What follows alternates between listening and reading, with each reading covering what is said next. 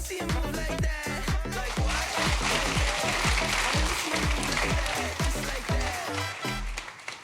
My name is Sarah Ray. I'm Head of Podcast Sales at Global. And my name is Faye. I'm Strategy Director at DAX. So we're going to spend just a little bit of time today talking you through our recent focus on really getting to know our audiences, our podcast hosts and our advertisers, ultimately with the goal of getting the most out of this wonderful world of podcasts that we all love so much. So at Global, we have a very long heritage of making everyone's day brighter. And we do that by making fantastic audio content. So this year, what we really wanted to do was focus on working with genres that really resonate with particular audiences. So we wanted to make shows that really made people laugh, that they connected with, that they learnt from, and sometimes perhaps even felt a little bit challenged by. And we wanted to do that working with the best talent and producers in the business. Now, last year we were up here presenting some fantastic research that we had around news podcasts and why they were so important for brands. Last month we followed that up with Show Me the Funny, which was putting a bit of a spotlight on the comedy genre. It's the most popular genre in podcasting. Over 74% of people are saying they're listening to more comedy podcasts this time than they were a year ago. And for us, it's a really, really core area that we want to focus on. I'm not going to be talking you through the paper today. That is for you to download at your leisure. And we also have a couple more in the pipeline that are really exciting. So keep your eyes peeled for those. But for us, we are very clear. There are two sides to the coin. If you want to really, really understand audience habits, you need to understand the science as much as the sentiment. And this is where our secret weapon of Global Player comes in. So we have over 8 million registered users. And with that, we can get a really, really deep understanding of what people are actually trying to listen to, and also a little bit more about who they are as people. So by deepening our insight here, we can see this approach is really, really working. We are creating returnable fan-based podcasts. We are storytelling with our broadcast expertise. And whichever chart you choose to follow, which I think we can all maybe have a debate later over a glass of wine, we are unmistakably featuring in all of those. So it's a fantastic testament to Global's efforts there. And what better acclaim is there than industry experts and independent representatives really coming together at the British Podcast Awards a few weeks ago. And we are seeing great acclaim in some of the rewards that we took home that night. So News Agents took home the Best Daily Podcast. Dirty Mother Pucker was bronze in parenting, and My Therapist Ghosted Me was crowned the podcast champion, which recognised their efforts in bringing sort of more younger, female-skewing audiences to habitual podcast listening. But it is not just charts and awards that we are winning. We have also been telling such brilliant stories. We have several discussions in place around our titles for TV and film adaptations in Hunting Ghislaine and Filthy Ritual, to name a few. This is a really, really exciting area for TV, for podcasting, and I think it's really testament to us as an industry for having an eye and an ear for really, really that was always going to be a hard one, mesmerising narratives. So it's something that we're going to have a big focus on going forward. But the great thing about Global, you have to excuse my voice, is getting croakier by the minute, but I'm going to soldier on. I hope it's not too painful to listen to. The best thing about Global is that our content creators and producers are all in-house. They're in the building. Not a day goes by when we're not in the coffee queue next to Jon Sopel and he's telling us about the time that he walked around the Rose Garden with Obama, or we're squeezing into a lift with Vogue Williams. It's this proximity, this closeness, or we're crossing the corridor with our latest signing, Sean Keaveney. It's this proximity, this closeness, which allows us to really get to know our podcast hosts and the producers and to understand what makes them tick and which brands are best fitted to their podcasts. For example, we know that Spencer Matthews loves to listen to Taylor Swift when he gets on a plane and takes off. Fair enough. But we also know that when he first launched CleanCo, he used Shopify. So when Shopify came to us looking to work with entrepreneurs and SMEs, we knew that his podcast, Big Fish, would be the perfect fit. And in fact, he was able to deliver a really authentic, honest, compelling host read, which the client loved. Likewise, we know that Anna Williamson represented her county at 100-metre sprint. It's pretty impressive. We also know she hates cucumbers. Who knew? But she's also a fantastic relationship counsellor. So when First Dates Hotel approached us about supporting the launch of their new series, we knew that Anna would do a brilliant job. So we came up with a game which was Rom or Com, where we gave her a romantic scenario and she had to decipher whether it was Rom, as in romantic and it happened, or it was Com and we've made it up. So just a great way to bring a bit of personality and that extra layer of compellingness to an integration. We're also able to do quite impressive and unique things. So, for example, this campaign with British Heart Foundation, because we work so closely with the producers, we were able to convince them to stop the podcast mid-flow and interrupt it with the sound of a heart attack happening. Not something that was easily negotiated, but in the end they were up for it. And this campaign won a silver at Cannes Line and is up for a Media Week award tonight. So wish us luck for that. We've also got some brilliant new signings to tell you about. I mentioned Sean Keaveney a minute ago, a fellow cucumber hater. I like them personally. Anyway, he is back at his global home after a hiatus at Radio 6. He's starting a new daily podcast launched this week. And it's really a radio format, but without the news, without the weather, and without the traffic. It's him doing his fun-filled, silly, joyful rambles of small talk each and every day. We also have Take That. Have launched a podcast. It's launching this week. And in this podcast, we take a look behind the scenes at their rise to fame. We hear stories that have never been shared before. We get surprise them with videos and clips from their friends, family and colleagues, telling us all the different stories that we just didn't know. So it's a lovely chance to hear Gary Barlow, Mark Owen and Howard reminisce about times gone by. And every episode of this 6-part series is also going to be shared on video on Global Player. And then we have a new comedy format. It's a panel format hosted by Adam Rowe. And each week he'll have a celebrity panelist who will dissect the juiciest listener conundrums. And it's a chance for the celebrities to put themselves in a life more complicated.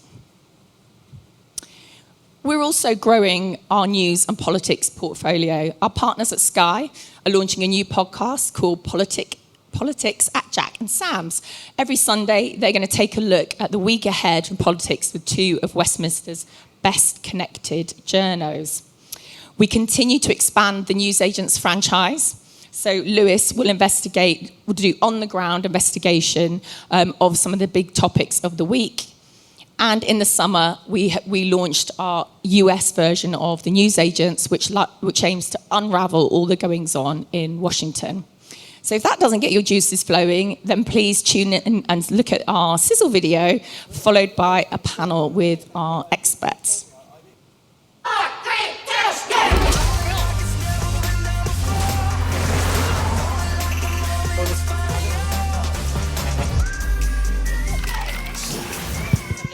The woman with the biggest mouth.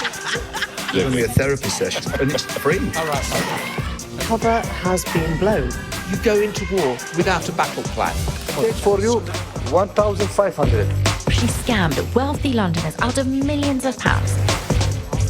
North to me is straight. I knew you thought you were a genius. It's first impressions of each other. Gonna make a series of outlandish claims.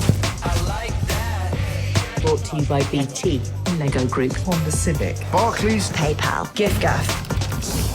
Do I have your permission to tap into your soul? That's a big deal, isn't it? That's quite okay, yeah. Sean Keaveney's Daily Grind. Inspiration. What's up, guys? Heading into the pod studio. Boom. We have another busy day. We're live! You've got a sexy, you're welcome to it. You can listen to it on Global Player.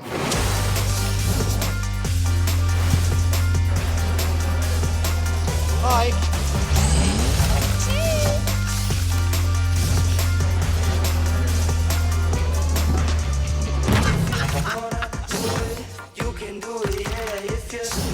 Those are really interesting facts.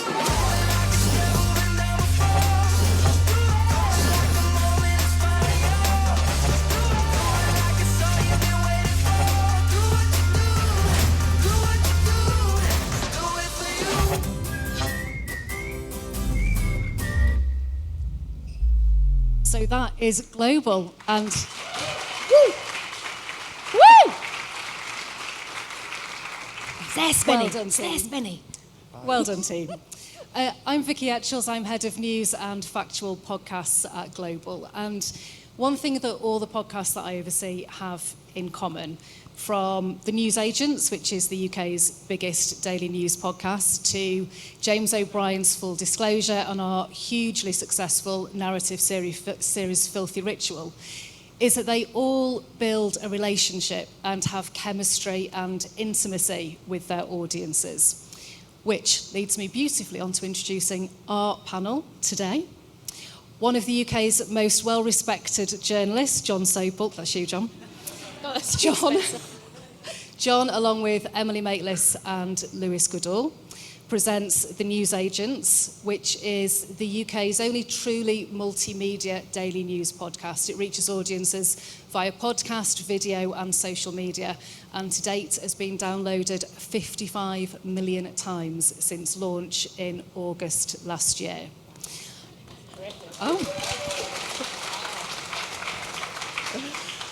Presenter, dating expert and relationship coach, Anna Williamson. Anna hosts the incredibly successful LuAnna podcast with your friend, Louisa. Yeah. You and Louisa met when she came on your podcast, another podcast that we'll not mention. And it was quite clear that the chemistry that you had was so special that actually we needed to create a whole other podcast just for Anna and Louisa. And you have a special name for your fans, don't you? Yeah, it was started as a joke, like Beliebers, Justin Bieber, Lufanians. And randomly, here we are 5 years later with, we still don't know why people listen, but we're delighted that so many millions do. We are glad they do. And entrepreneur, Spencer Matthews, who hosts Big Fish and Spencer and Vogue. Big Fish is all about having amazing conversations with people that Spencer feels inspired by and who share his love of business and building successful business and what happens to them when they hit inevitable bumps in the road and how you maintain resilience and motivation in those circumstances. So welcome, Spencer. Thanks for having me. Now, one thing that all of your podcasts have in common is, as we say, that chemistry that you build with your audience, but also with your co-hosts. So let's start there. So, Jon, you, Emily, and Lewis, you have quite a special dynamic, don't you? We hate each other, yeah. That wasn't the bit I wanted to talk about. But you do have a really special dynamic, don't you, which makes the podcast a huge success. Just what is that, do you think?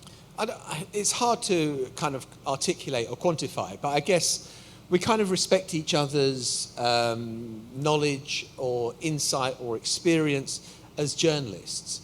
But it's also, we're kind of mates as well. And, you know, the ridiculous WhatsApp messaging that goes on late into the night or early in the morning about ideas and crazy thoughts that you could have for the podcast. And I suppose, hopefully, as well as kind of, I mean, my God, it's been grim the last 10 days that we've been doing the podcast with the Middle East situation. But you've got to find things that are kind of maybe have a lighter touch to them. And, you know, I spent my whole career in the BBC ensuring that nobody ever knew a thing about me. And you do a podcast. And I think Lewis and Emily and myself kind of think, oh, well, maybe we can show a bit more of ourselves. And suddenly you're free to offer opinions. And you bring people in because they feel they get to know you as a result of that. And one of the things that I love about you and Emily is you feel like you're going to be in the same place with lots of things and lots of stories. But actually, when we get you in the studio and you start to pull the thread of that story, it actually turns out you have different positions. Yeah. I mean, the idea that you know, there are some people who just try and pigeonhole us as just super woke or whatever. I'm super unwoke. You know, it's sort of, and I think that the idea that I think what the podcast does well, if I dare say it, is that, you know, everything is so black and white for so many people, and the Middle East in particular. We're actually trying to kind of look at the grey areas and the bits of nuance, and that this is complicated, and it's not that straightforward, and it's hard to form a kind of clear, bang, simple opinion. And I think that the people warm to that because they're getting something that is a bit more kind of textured. And I think that's important. And you can find your way through those difficult things, like the last few days, that have been, we were talking about it earlier on, weren't we? Exhausting to try and navigate through those. But you can get through those because you're actually also friends, and you can hold each other's hand, metaphorically speaking, through those moments. I mean, like Lewis is finally gone on his honeymoon. He was meant to have gone 2 days ago, and he turned up at in the newsagent's studio yesterday, and I teased him about it on the podcast. I thought you were meant to be going to Japan or going on honeymoon, and he was still there. He'd missed his flight, typically. We literally had to put him on a plane. So there is that sort of friendship that we'll talk about each other's lives as well, not in a hopefully cloying or yucky way, but that. We recognise that we've each got a life as well. Whereas, I've presented programmes on the BBC where you're co-presenting with the other person, and you don't speak to each other for 3 hours because you read that bit, the next person reads that bit, and there's just nothing. There's no interaction. And I think on the podcast we sometimes interact too much. Anna, you are out there with your personal life on your podcast, aren't you? In a way that perhaps Jon and Emily and Lewis are not quite so. Do you know, I actually walk around now in fear, I think, of what I've said over the last 5 years, because it started out, we're not clever enough for this to have become a game plan. So 5 years ago when we started, in fact, the podcast, I think some of the best podcasts are we have very different podcasts, but I so relate to... Okay, I tell you what, should we do a job swap one day? Let's do a collab. Oh my God. God, Jon would be cancelled in 5 minutes. But I think that the thread is, what picked up now is rapport. And I think with podcasting, and certainly with ours and with yours, it's about that honesty, but that, I hate using the word authenticity, but it is. But it's also time. And as you say, I think particularly with the podcasting sphere, it's about as near as we have to freedom of speech in a world where we really don't. But I think, like our podcast, we just celebrate opinion and the fact that we don't have a right to not be offended. And Louisa and I, we're two mates. We're very different. We're chalk and cheese. We have our producer, Imo, who also produces one of your podcasts. And we joke with the left, the right, and the woke. And hey, guess what? In this world, you can be friends with people that have different opinions to you. And you can find the funny and the light. But you can find, we cover everything from... anatomy to tough topics. We have typically a women demographic, but we just actually hit a 1 million a month downloads yesterday, actually, which we're thrilled about. I think we're up to about 50 million overall, which is amazing. And who the hell thought that? But I think the running thread and why people keep listening to us is because you either kind of sort of side with me. I'm sort of typically a fence sitter. Say for one, Louisa tends to stick her, colours to the mast with her opinion, but somehow you sort of meet in the middle. And I think it's about allowing that freedom of speech, but in a safe way. And we like other people to feel seen. And we've tackled conversations which, as you say, are very personal. And I never thought I would be discussing the sight of my vagina on a podcast. Turns out there's a lot of other people out there that found it quite cathartic and felt seen. That, Jon. I'm now thinking against the idea that we do the collab. I just feel a little uncomfortable now. Vaginas aside, Spencer, you are... I mean, never say never, Spen. You get... I can't think of a better way now to phrase this. You get under the skin with your interviewees, don't you? But even when you kind of come from very different backgrounds or very different experiences, there's an intimacy to the conversations that you have. One that comes to my mind is Jay Blades. Yeah. Very, very different backgrounds that you and him come from. But I remember after you recorded that episode, you were really inspired by the way that he just battled through life, weren't you? I loved the interview with Jay Blades. I feel that you can almost feel his soul. He's such a special person who's been through so much. And it's a real honour, by the way, for somebody that has several podcasts to do Big Fish. It's I don't mind saying that I care enormously about it. The conversations are very honest and incredibly real. We cover such a wide range of topics from, terrible, life-threatening illness to extreme poverty, to drug addiction, alcoholism. I've always been incredibly interested, well, not always actually, but I've always been, I have become interested in later life in how businesses are built, how brands become recognized, who is behind it, how did it happen, progress and success, in inverted commas, are never linear things. And there's always, well, almost always, an incredible story that comes with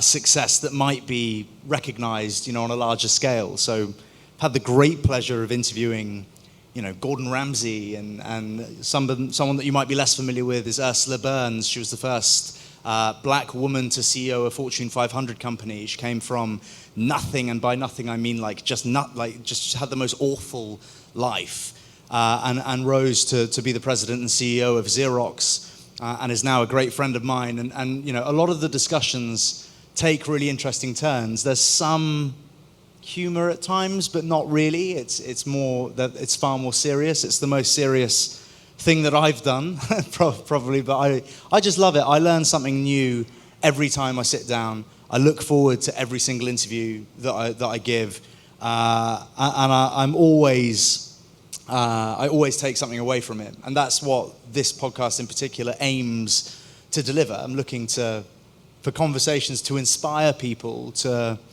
do stuff that they want to do and become a better version of themselves, maybe, or just listen and be interested in what they're hearing, But I think it's quite a powerful podcast that I really love. Who's been the most inspirational interviewee that you've had on Big Fish? Honestly, there have been so many inspirational people on the podcast, but whenever someone asks me that, I always think of DJ Fat Tony. Got a recent Sunday Times best-selling book out. He was a very serious addict, and it does come in different shapes and sizes. But I think anyone who's been an addict or an alcoholic or in any way bended outside of the norm might realize that you're at rock bottom, or that's a term that's used quite a lot. And I always find stories of people's rock bottoms interesting, but Tony dug so much deeper than that, and was pretty much pronounced dead by a hospital, toothless, homeless, for years, just no prospects, no opportunity. You'd walk past him in the street and it would be almost impossible to feel any hope for this person. And the way he tells his story is incredibly potent. It was my second ever interview. So I felt, I'd like to think I've got a bit better at it, as the seasons have gone on. But I can just remember being so surprised and so kind of taken aback by his incredible story. And I don't think, it's very inspiring. Sorry, long-winded way to answer your question. But his story in particular, Jay Blades in particular, Gordon Ramsay actually very rarely gives an interview. I had to personally hound him. So I met him in the park. I didn't meet him. I saw him in the park, and I ran over to him, and I said, "You've got to do that." Thankfully, one of his daughters had seen that awful TV show that I used to do, so it wasn't a kind of out the blue thing. And he was very kind, but said no 4 or 5 times, and then eventually said that he'd do it. And I couldn't really find other interviews of his, so he came in. I purposefully didn't do much research because I kind of wanted to hear it from him, and his story was amazing, very inspirational as well. That's a lesson to us all about saying no to Spencer, I can tell you. Yeah, it'll just keep coming. Persistence is key in anything, I think. We're going to do a quick fire round in one moment, but just one more question I want to ask you, Jon. Yeah. Do you think that, particularly in this climate, the newsagents has brought people to be more engaged in news and current affairs than they perhaps traditionally have been? Absolutely. There are 2 things about it. One is that when I was my last job at the BBC, I was the BBC's North America editor. I was in Washington. The average age of the audience watching the 10 o'clock news on BBC One is over 60. I reckon the average age of our podcast is early 30s. There are huge numbers of young people. The idea that young people aren't interested in news or what's happening in the world is total horseshit. They are interested, they're just not interested in the conventional way of doing it. And I think that feeds into the second point I wanted to make, is that I think just too often, too many people are tuning in to hear their views bounce back to them. They're not listening to be informed or to have their thoughts, their positions challenged. They're tuning in to hear affirmation. And we want to kind of do on the podcast things that say, are you sure about that? Or this could be more complicated. Or have you ever considered this position? Or why are the Palestinians so upset? Or why are the Israelis so upset? And just kind of give it in a way that is stretching, hopefully, your mind and your interest. If we can do that, then we're going to succeed. And I think we are bringing people in. And I think that people are moving away from I mean, the number of people who tell me, and it's not just news podcasts, it's like what you guys are doing, where people say to me, I tune in at 6 o'clock in the morning for the headlines, I get the headlines, and then I want to listen to podcasts. And someone at the Labour Party conference put it to me rather pretentiously, but quite well. He said, I'm not interested in the weather of news, I'm interested in the climate of opinion. So you can get a weather forecast anywhere. But the wider climate and what matters, that is what we do. It's the discussion and the space that we allow that to breathe. And as you say, I think that's why all the numbers that our podcasts are doing, it reflects in that, right? Exactly. I think that's such a good analogy about podcasts. Right, quick fire. Are you ready? So, Jon, you were a North American editor for 9 years. Favourite city, Washington or London? London, Tottenham Hotspur Football Club. Oh, I knew we'd get a Spurs reference in there before we finished. Spencer, business hero, Richard Branson or Steve Jobs? I know this is hard because they're both his favourites. You've got to give an instant answer. You can't sit there and think. Oh, they're so different, though. They are. They're so different.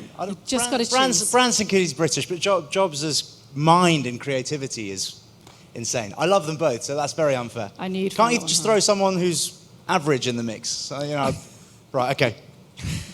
Anna, LuAnna, awesome, lesser-known podcast called Celebs Go Dating. LuAnna, because I own it. Well done. Jon, Emily Maitlis or Lewis Goodall? I was going to ask you that. Jon Sopel. Very tactfully done. Spencer, Big Fish or Spencer and Vogue? Now I know the real answer to this. Honestly, it's an easy one, Big Fish. I think working with your wife is amazing, but no, they're very different. One's a lot of fun, and one is deeper and more meaningful to me, probably. So I prefer the Big Fish brand, to be honest. Wow, wait till I tell Vogue. Well, thank you. Still happy to take ads for Spencer and Vogue, though. All right. Yeah. Always hustling. Thank you so much for sharing your afternoon with us. It's been an absolute delight, if not brief. You can listen to all our podcasts on Global Player, and if you want to tap into successful podcasts, and if you're a brand that would like to get alongside content like you've heard today, then please just have a chat to one of the Global team. But thank you for joining us today. Thank you. Thank you very much. Thanks. Thank you.